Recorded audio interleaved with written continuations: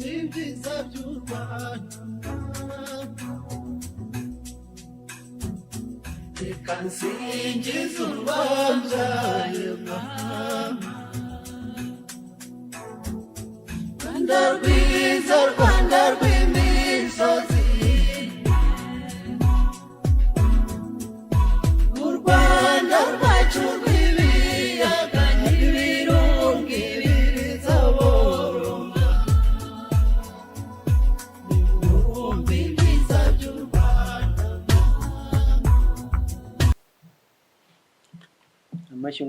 amashongori murakomeye ndaho ndabona uraho wose umeze neza cyane meze neza cyane rwose ndiyumvamo akantu k'umutuzo ariko izuba rimeze nabi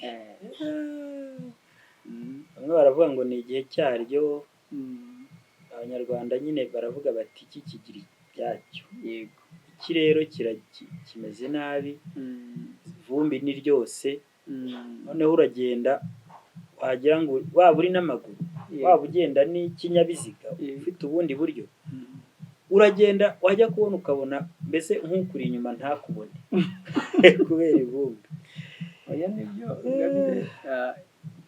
hari noneho hari wenda mu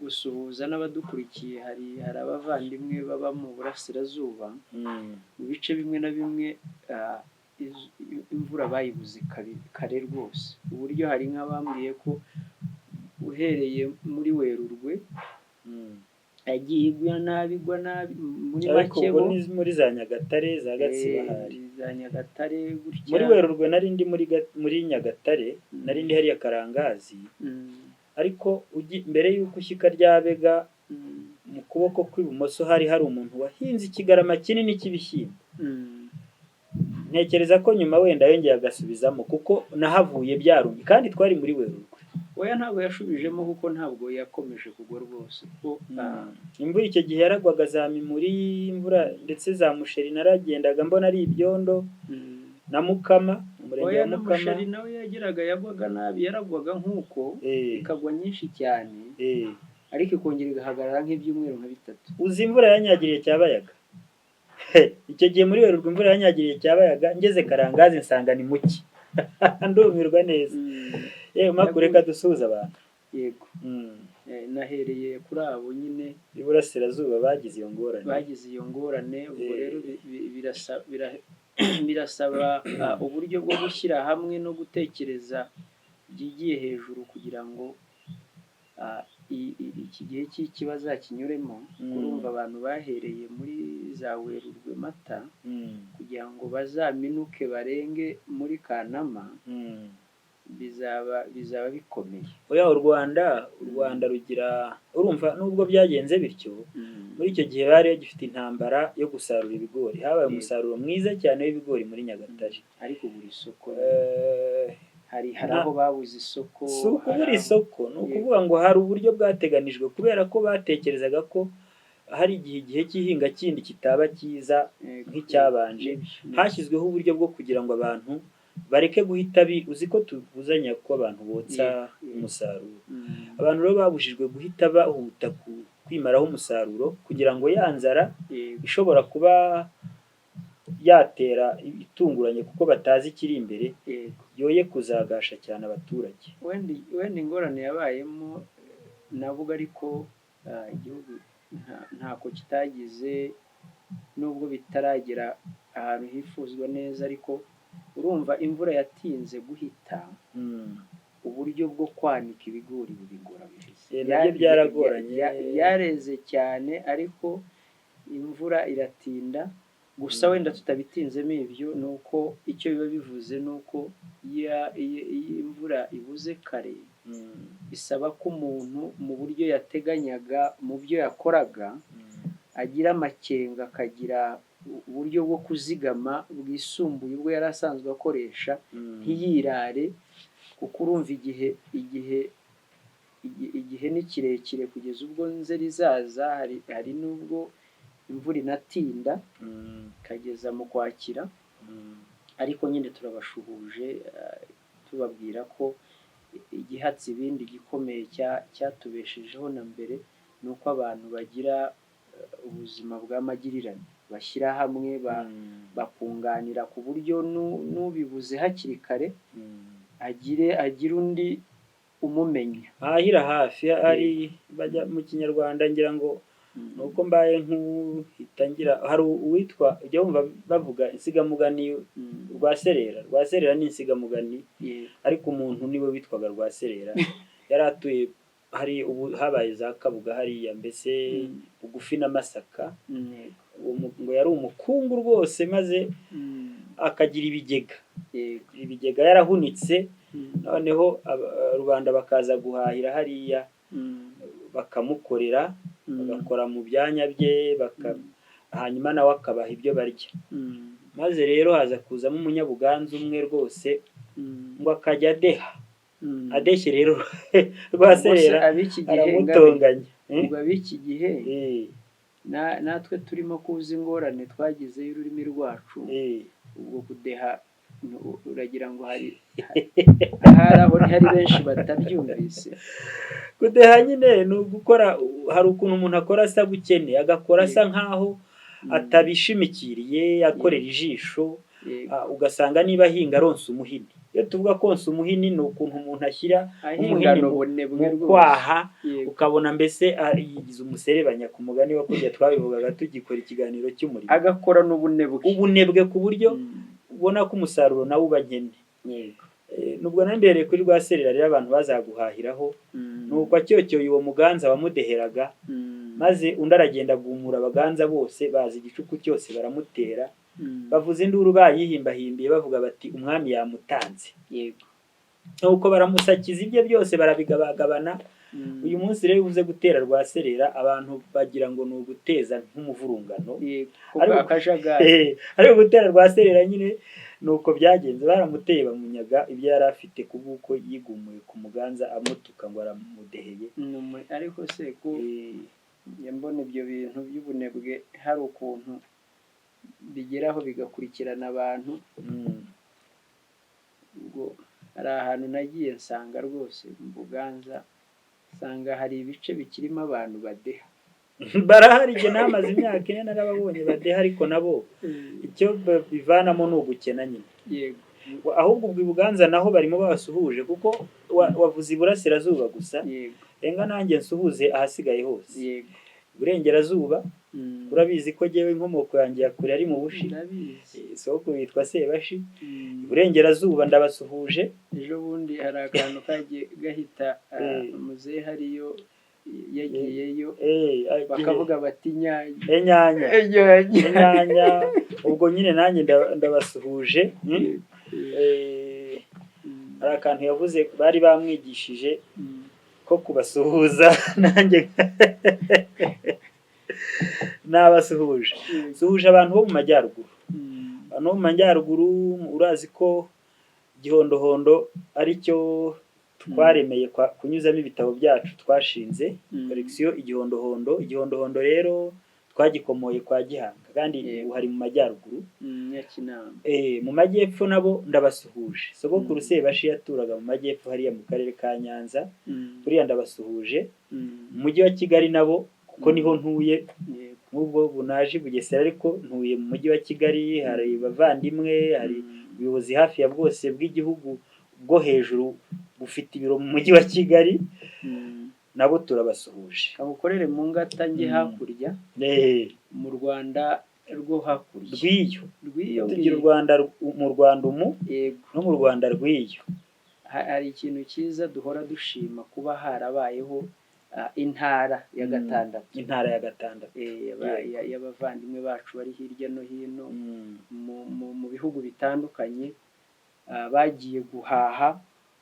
Turabifuriza ko bahaha bakaronka bakibuka iwabo nyine imuhira.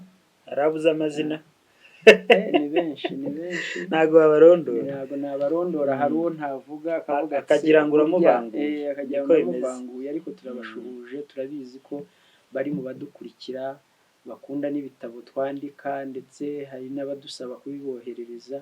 Nuko rwose mushimikire.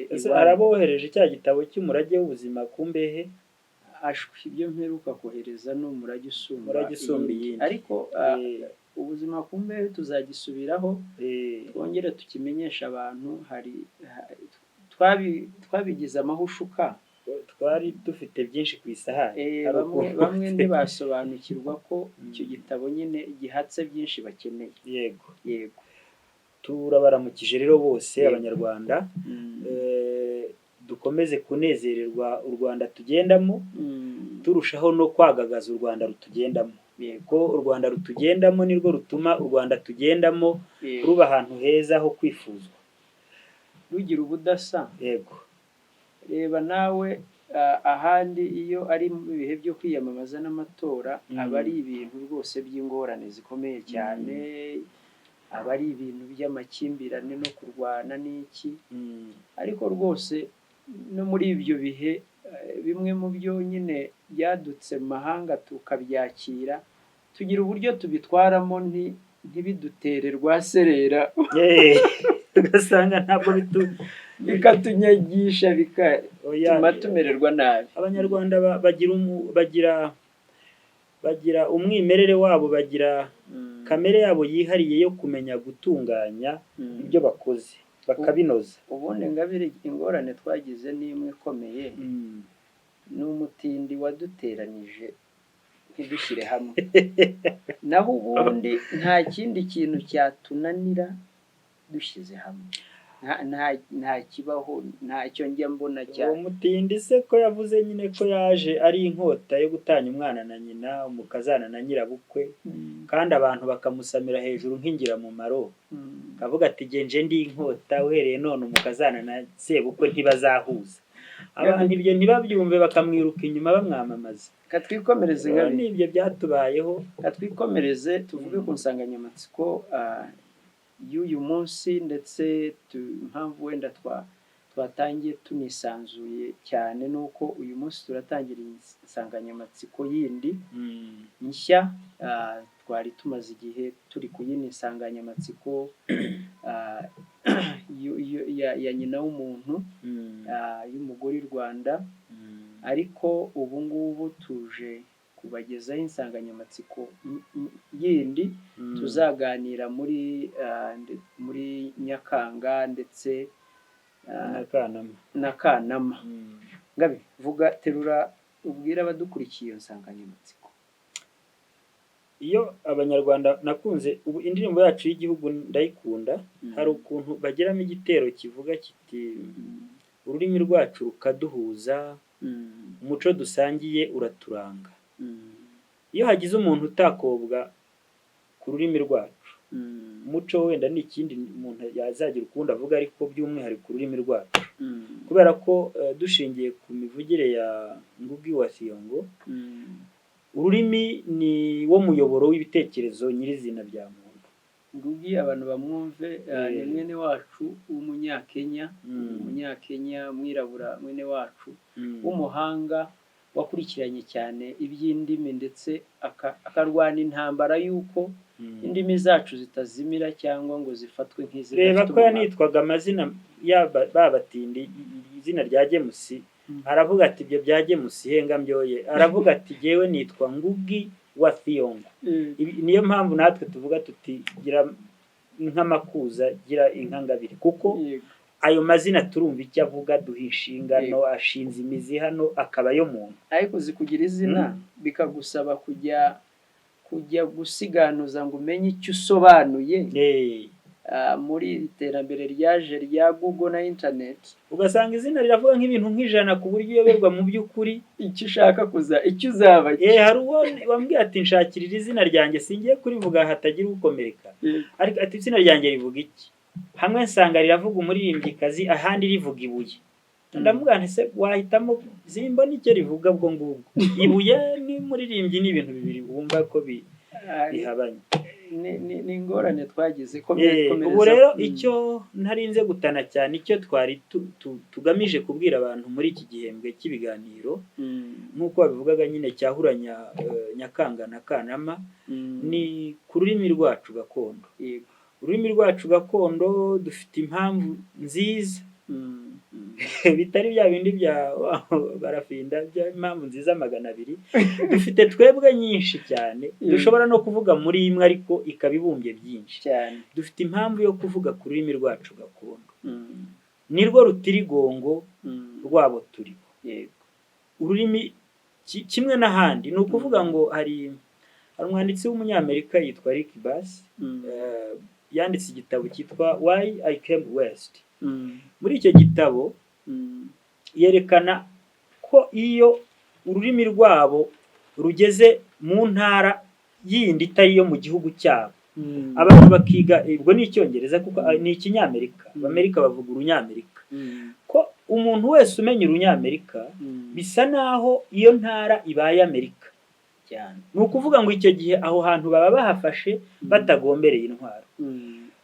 Tuza kwibaza tutese ko dufite igihugu cyiza gifite umwimerere gifite umuco gifite ururimi. Iyo tubwiye abantu kuri ururimi kuko uko ibihe biha ibindi abantu bagenda batakobwa ururimi rwacu bakarutera umugongo. Ugize ngo ajyanye umwana ku ishuri agashaka aho batapfa kuruvuga akavuga ati ndashaka aho bavuga icyongereza. Ni ingorane ngabire. Ni nayo mpamvu nyine tuje mu musanzu twiyemeje gutanga kugira ngo nyine ururimi rwacu turugarukeho. Ni ukuvuga ko ni ururimi wabyise urutirigongo n'ibyo niyo ngobyi kankoresha irindi jambo niyo ngobyi ihetse ubuhanga intekerezo ingababwenge ubuvumbuzi ibintu byose abakurambere bacu bahererekanyije kuva babaho bagiye babitambutsa mu rurimi. Yego.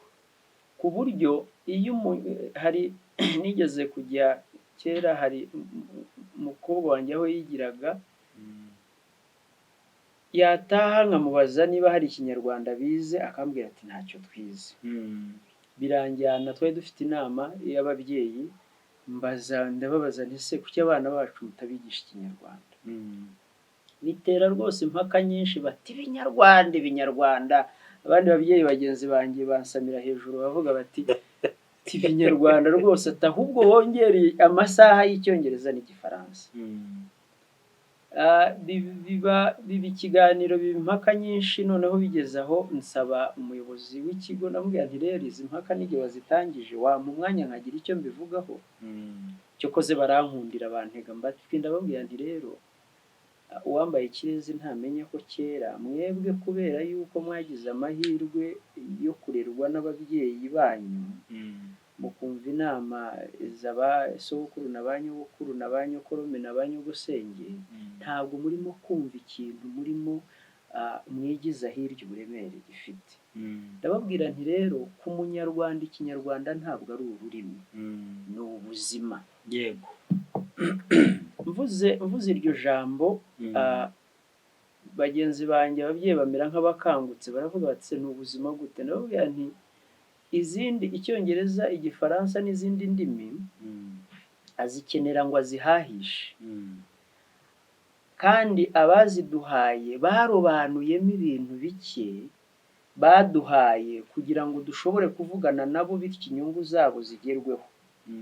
Yego natwe tukazikoresha kugira ngo inyungu zacu tuzigereho kuko duhurira kuri iryo soko rusange, ariko ntabwo tujya mu buhanga bwabo muri filozofi zabo mu mico yabo ntabwo ibyo babigeraho. Ibyo rero ubikura iwawe. Iyo wowe utazi ururimi rwawe ngo umenye umuco umenye bwa buhanga umenye ya migirire usigara uri mu kirere nta kintu ufite kuko bya bintu wize ntibikwigisha bwa buhanga kuko ntibakeneye no kubikwigisha kuko nturi umufaransa nturi umwongereza nturi iki nturi umwarabu. Iyo umunyarwanda abuze ikinyarwanda rero aba yibuze, aba ahindutse umuntu nabyita gute utagira epfo na ruguru, mbese aba ari nk'umuntu udafite imizi ku buryo iyo yumvise ikintu aba adashobora ahantu ashobora kukigereranya ngo avuge ngo burya iyo uri mu bandi njya ntanga urugero rujya urunsetsa iyo uri mu bandi ukitsamura bakoresha imigirire y'abongereza urisegura ukavuga uti excuse me kubera yuko urabangamye uritsamuye mu bantu urumva urabasakurije ushobora urimo urashaka no kubanduza urakwirakwiza ukisegura twarara tw'amacandwe mu gihe mu kinyarwanda uritsamura abantu bakagusanganira bakavuga baturakire ni ukuvuga ko urumva ibyo bintu birenze ururimi bijemo filozofi bijemo intekerezo n'imigirire n'imyemerere urumva ababyeyi bagenzi banjye mbaha urugero nababwira nti mu kinyarwanda iyo bavuze ni urugero nkunda gutanga kenshi iyo bavuze ngo ukurusha ubutwari muratabarana urwo ntabwo ari ururimi rwo ku muhanda ni intekerezo n'imyizerere ivuga iki ivuga ko umunyarwanda atigeze na rimwe agirira ishyari umurusha ubutwari ahubwo yishimiraga ko agiye ku rugamba ukurusha ubutwari muratabarana ari kumwe n'umuhanga umurusha ubutwari mu cyongereza bavuga nka senior urumva ku buryo mwabaga muzi ko mutari bugwe mu bico by'umwanzi kuko muri kumwe n'ufite ubunararibonye ariko ubu twanduye imyizerere n'imyumvire itari y'u Rwanda ivuga ko ukurusha ubutwari umwikiza kugira ngo ugaragare ko ari wowe ntwari none iyo mumwikijije kuko kera iyo watabaranaga no kurusha ubutwari mwagendaga mufite intwari imwe barangaje imbere mugatabaruka habonetse izindi ntwari nyinshi noneho ubutaha namwe mukajyana n'abandi murusha ubutwari nuko intwari zikaguka ariko ubu imyumvire twadukanye iyo wikijije intwari kurusha ubutwari mushirira ku icumu kuko mugwaho mutakagomba kugwa ariko icyo nari mbivugiye ngarutse kuri ya nsanganyamatsiko nari ndimo mbereka ko ururimi rwacu ruhatse ibintu byinshi cyane udafite ikindi kintu wakora umwana w'umunyarwanda atazi ikinyarwanda ngo uzazibe icyo cyuho azahinduka umunyamahanga aba umuntu utagira epfo na ruguru abure igisobanuro cy'uwo ari we bizamugireho ingaruka igihe utazaba uhari ngo umufashe niyo mpamvu nyine uzaca urwaho akajya imahanga aragenda nyine akazimira kuko ntago abazi nta mizi aba afite kuko amakuru yose yagombaga kuvana mu kinyarwanda bitakuvunnye ntayo yamenye ni ukuvuga ngo mbaye nk'usonga muri yo wavuze gutekereza kose k'umuntu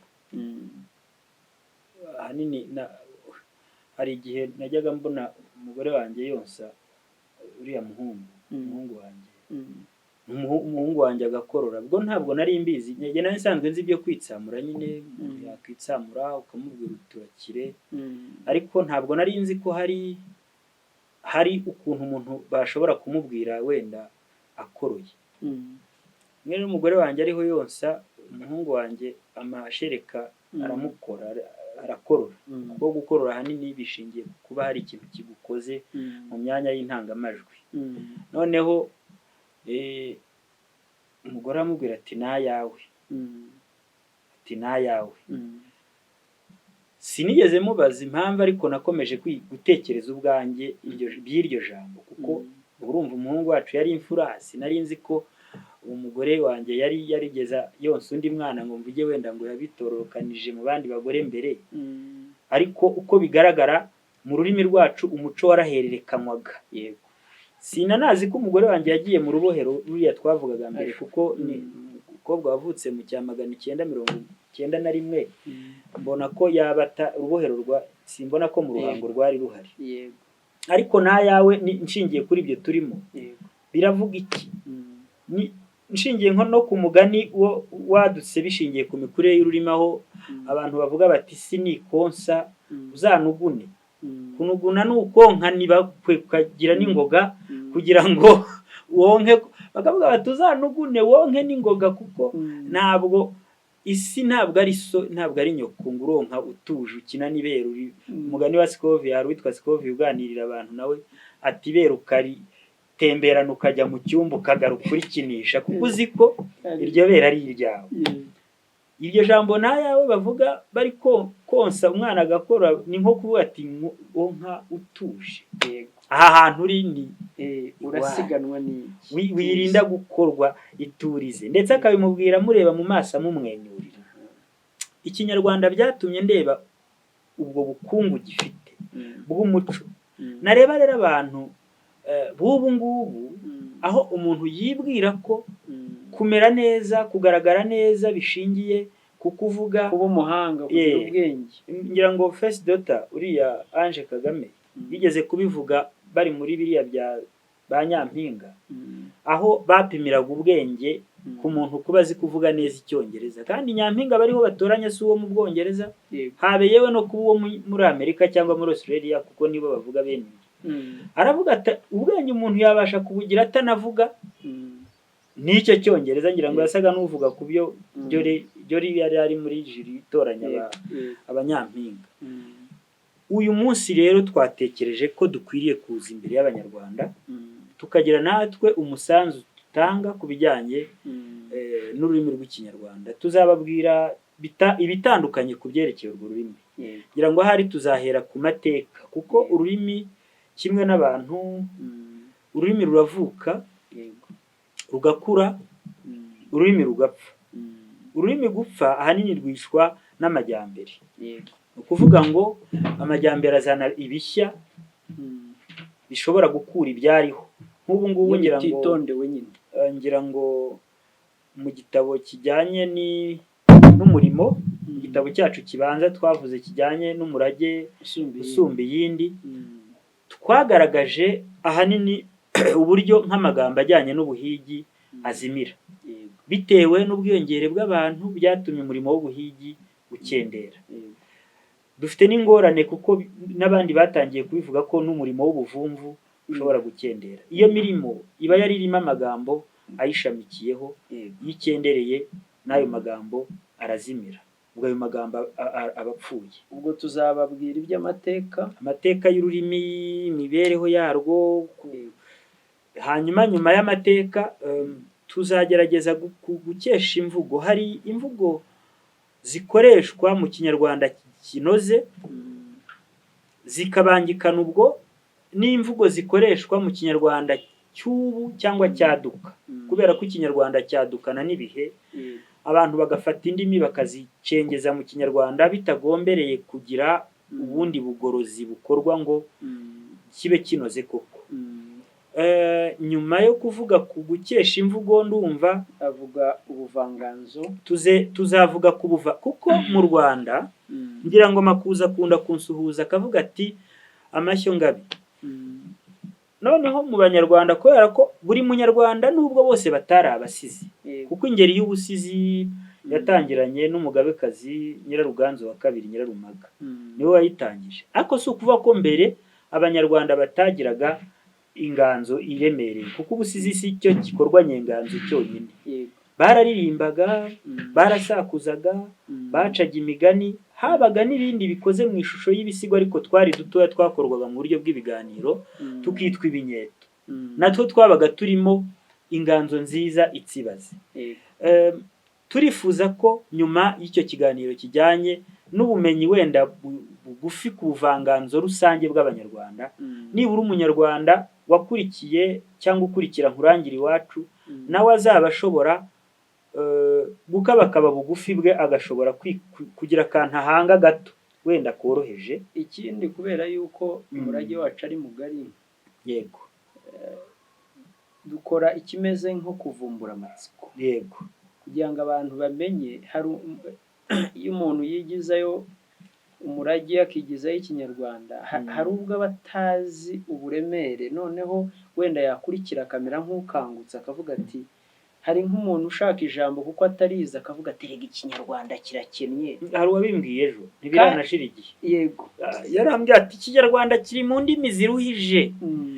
Ndamubwira nti ntabwo ikinyarwanda kiruhije kundi, ahubwo kuko indimi zo urumva indimi nshobora gusimburanya byoroshye nibura ikankoresha ku kantu ni icyongereza n'igifaransa n'ikinyarwanda n'igiswahili.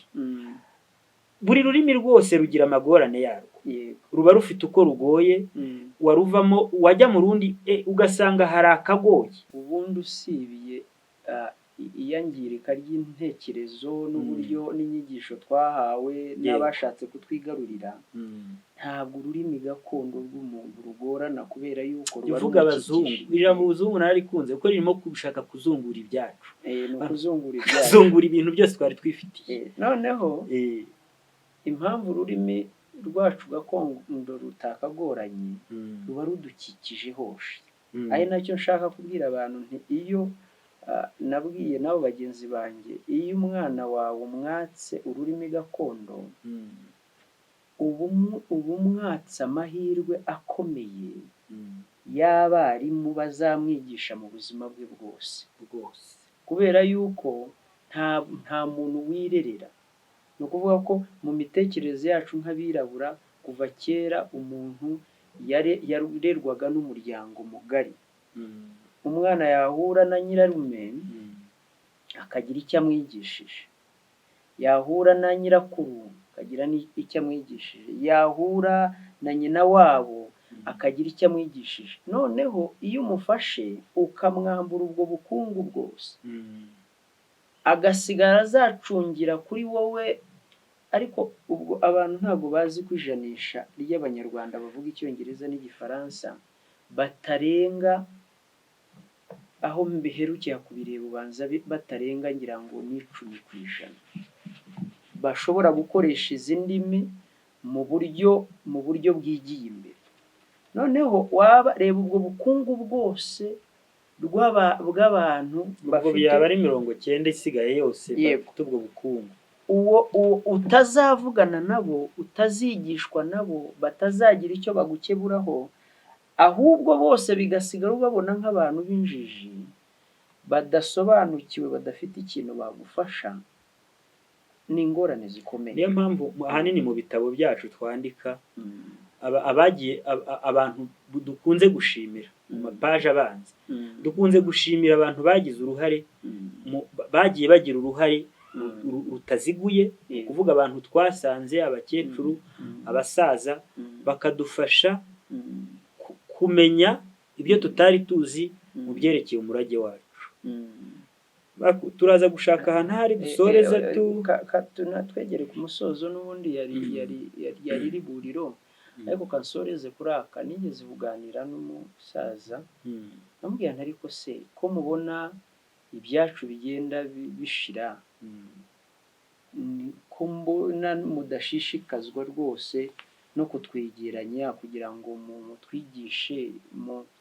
Aravuga ati se mwabana mwe murumva se tubigishe? Murumva ko umwana agenda ukamurera, ukamutoza, ukamwigira ibyo umwigishije by'imigirire ikwiye, yamara gukandagira mu ishuri yataha agasigara kubona nk'umuntu utuzuye, ufite ikibazo, agasigara adashaka no kugutega amatwi, ati twarumiwe, isi yanyu ntabwo tuzi ahantu yerekeza. Kuko aho umuntu yiga agasigara adafite n'ubwenge butuma abona ko umuruta afite icyo amusumbije, akaba atakwicara ngo akugishe inama. Ati ibyo rero, ati ko duhari se, turahari, ahubwo se mwebwe ayo matwi murayafite? Rero icyo nasorezaho ni ukubwira abadukurikiye, tubabwira tuti nyabuneka ubukungu twahawe, imizi yacu, ururimi rwacu ruhatse byinshi. Njya nkunda kubivuga kenshi ko u Rwanda rwabayeho mbere y'ibihugu byinshi cyane ibingibi dutangarira, na mbere y'uko abanyamahanga baza u Rwanda rwariho.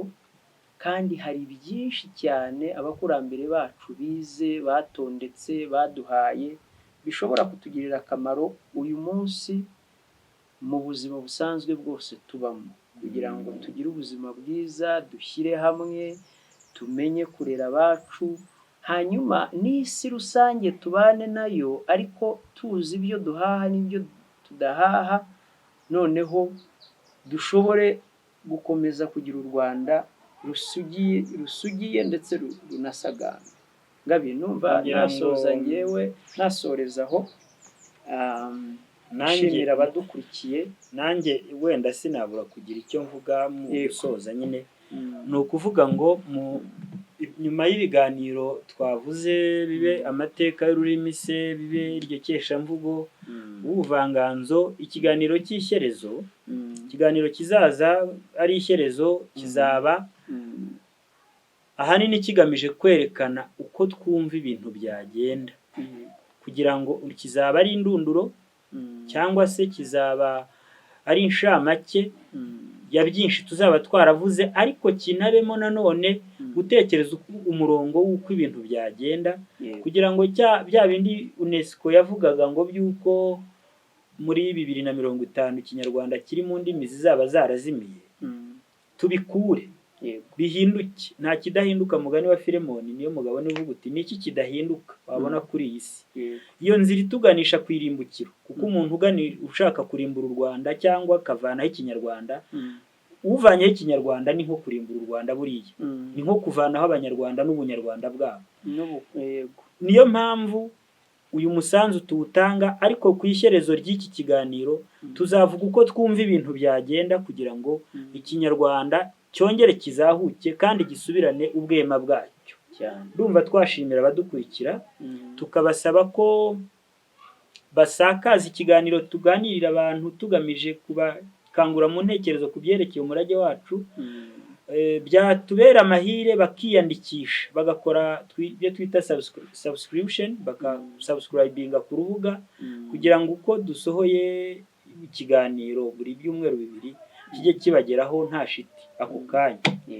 Bakuza ndagushimiye, zagira icyumweru cyiza. Kandi rero ubu turi kwimakaza amatora twimirije imbere, ndabizi ko ufite ijisho ry'umukuru cyane, ijisho rya mukuru cyane. Ubwo nanjye kugendana nawe sinzabura ubwakumivanaho. Urakoze cyane. Nibyo turabashimiye.